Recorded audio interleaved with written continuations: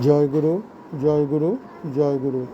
ভগবানের প্রকৃত ভক্ত কে? প্রিয় ভক্ত কে?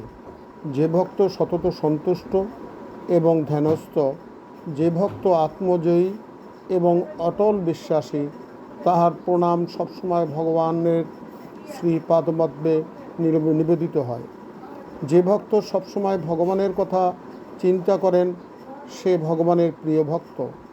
ভগবানের প্রিয় ভক্ত আনন্দ বেদনায়, সুখে দুঃখে, স্তুতি নিন্দায় সমভাবাপন্ন থাকে।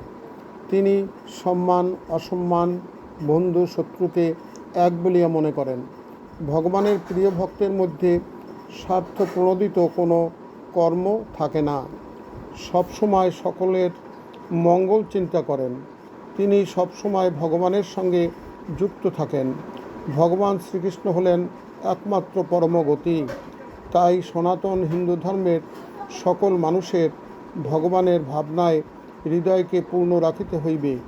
যখন ভক্তের মধ্যে আত্মনিবেদনের ভাব উদ্ভূত হয়, তখন সে ভক্তের সকল কর্ম পুনরায় পূজায় পরিণত হয়। আসুন, কর্মব্যস্ততার মধ্যে থেকেও আমরা ভগবান শ্রীকৃষ্ণের ভাবনায় ভাবিত হই। জয় রাধে, জয় রাধে, জয় রাধে।